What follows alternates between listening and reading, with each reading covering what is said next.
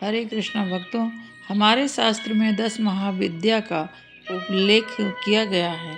विद्या में इन 10 महाविद्या विशेष महत्व रखता है। 10 महाविद्याओं की साधना उपासना से विशेष फल की प्राप्ति होती है, लेकिन इसमें बहुत सावधानी करना होता है। यदि साधारण व्यक्ति कोई इसे करने की कोशिश करता है तो कभी कभी वो पागल हो जाता है। 10 महाविद्याओं को माँ दुर्गा का ही स्वरूप है, जिसे सिद्धि देने वाली मानी जाती है। माँ दुर्गा इन 10 विद्याओं का साधना करने वाला व्यक्ति सभी भौतिक सुखों को प्राप्त करके बंधन से मुक्त भी हो जाता है। प्रसन्न करने के लिए तांत्रिक साधनों द्वारा यह पूजा की जाती है। आज मैं इसके बारे में आपको ये बतलाने वाली हूँ कि ये 10 महाविद्या माता कौन कौन सी हैं और किस किस को प्राप्त करने के लिए ये पूजा की जाती है। 10 महाविद्या से एक किसी की भी पूजा की जाती है, सभी की पूजा नहीं करते हैं इसमें।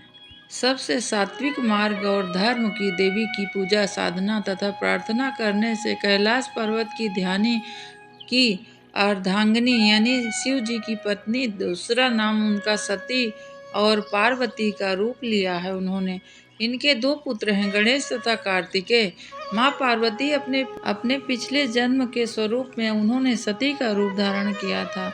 माता सती और पार्वती की पूजा साधना का सनातन धर्म में मार्ग है। बाकी जादू टोना इधर उधर की जो होती है वो सब करना पाप है, पर तो कभी इसमें आजमाना भी नहीं चाहिए। अपने को सच्ची भक्ति करनी चाहिए माता की। शास्त्रों के अनुसार इन 10 महाविद्या में से एक की भी नित्य पूजा अर्चना करने से लंबे समय से चली आ रही किसी प्रकार की बीमारी या भूत प्रेत, अकारण ही मानहानि या किसी की बुरी घटनाएं का बार बार हो जाना, इस तरह से संकट तत्काल ही समाप्त हो जाता है। व्यक्ति को परम सुख और शांति मिलती है। माता की उपासना से भक्तों कल्प वृक्ष के समान शीघ्र लाभ की प्राप्ति होती है हमें। आइए जानते हैं इस प्रकार माता की उत्पत्ति कथा हुई है। आइए जानते हैं इसके बारे में। पुराणों के अनुसार जब भगवान शिव की पत्नी सती ने दक्ष के यज्ञ में जाना चाहा, तब शिव जी ने वहां जाने से उन्हें मना किया। इनकार करने पर माता ने क्रोधवश में पहले काली शक्ति की, फिर 10 दिशाओं में 10 शक्तियां प्रकट करीं और झलक उनको दिखने लगी। तब अति भयंकर कारी दृश्य को देखकर शिव जी घबरा गए। क्रोध में सती ने शिव को अपना फैसला सुना दिया। मैं दक्ष के यज्ञ में जाऊंगी ही, या तो मैं उनमें अपना हिस्सा लूंगी या तो मैं विध्वंस कर दूंगी उनके यज्ञ को। हार कर शिव जी ने सती के सामने आकर खड़े हुए। उन्होंने सती से पूछा, ये कौन है? हे सती, आप मुझे बताइए, मुझे अवगत कराइए इनसे। तब सती ने बताया, ये मेरे ही 10 रूप हैं आपके सामने जो कि खड़ी हैं।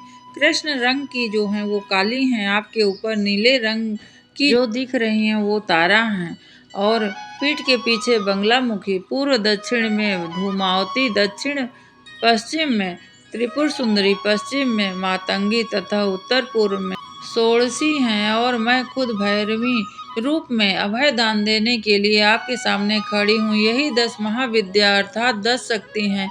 बाद में माँ ने अपनी इन्हीं शक्तियों का उपयोग दैत्यों के और राक्षसों के वध करने के लिए शुरू किया।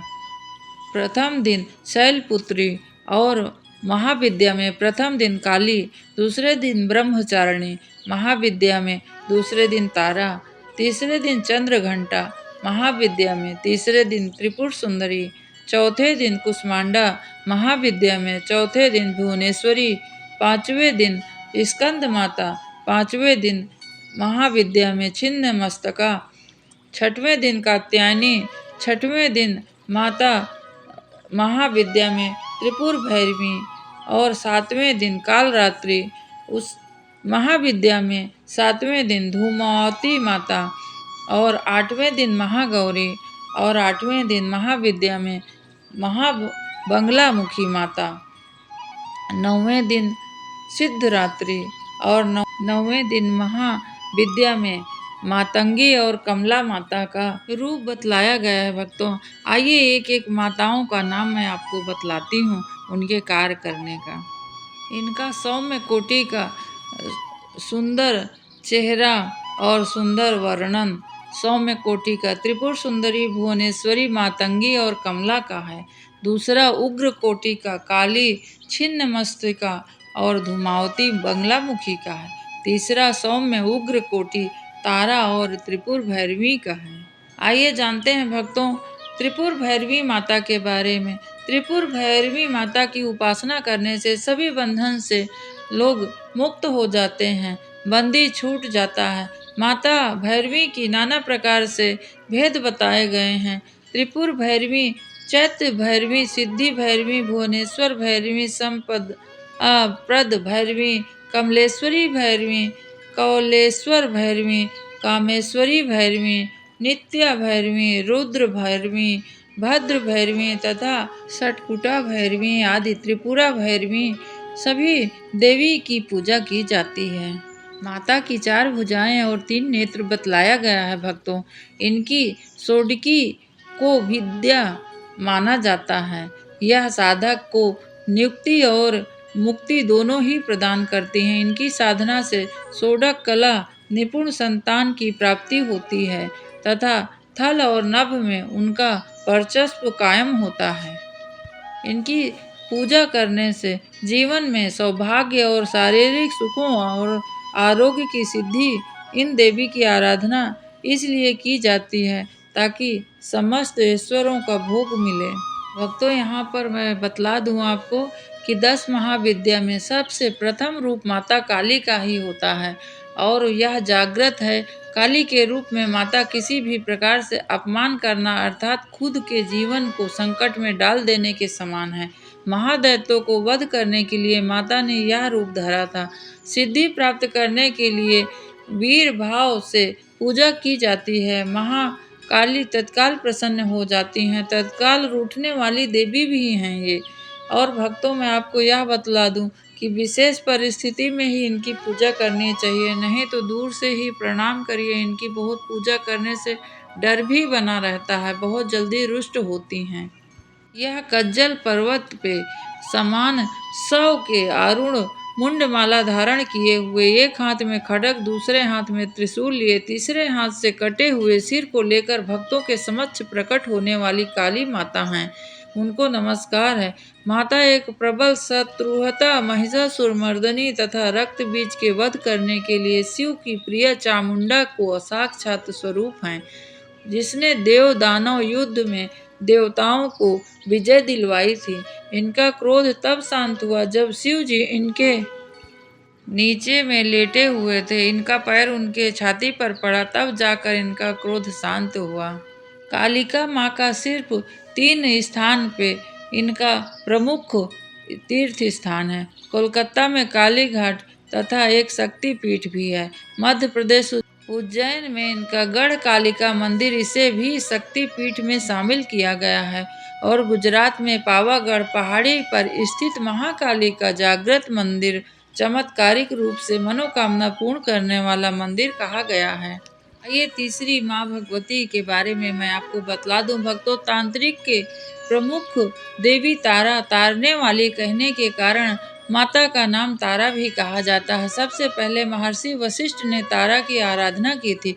शत्रुओं पर नाश करने वाली, सौंदर्य रूप में ईश्वर की देवी तारा आर्थिक उन्नति से भोग, दान तथा मोक्ष प्रदान करने वाली हैं।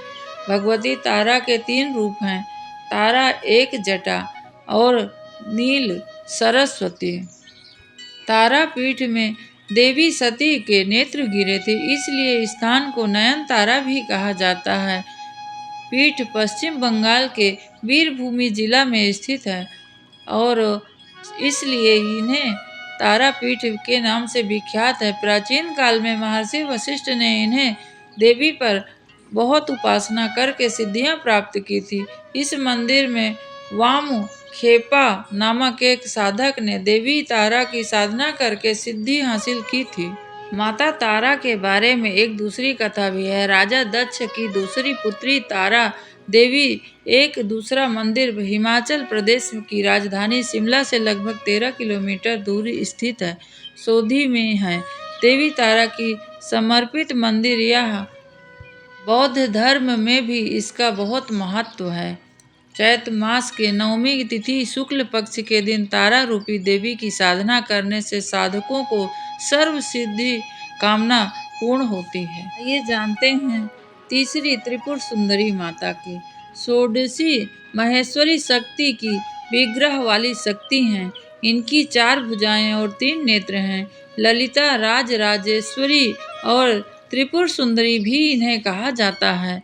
षोडश कलाएं और पूर्ण रूप से इसलिए षोडशी भी इन्हें कहा जाता है। भारतीय राज्य त्रिपुरा में स्थित त्रिपुर सुंदरी का शक्तिपीठ है। माना जाता है कि यहाँ माता के धारण किए हुए वस्त्र गिरे थे। त्रिपुर सुंदरी शक्तिपीठ के भारतवर्ष में अज्ञात 108 एवं ज्ञात 51 शक्तिपीठ में से एक है। दक्षिणी त्रिपुरा उदयपुर शहर से 3 किलोमीटर दूर राधा किशोर ग्राम में राज राजेश्वरी त्रिपुर सुंदरी का भव्य मंदिर स्थित है, जो उदयपुर शहर से दक्षिण पश्चिम में पड़ता है।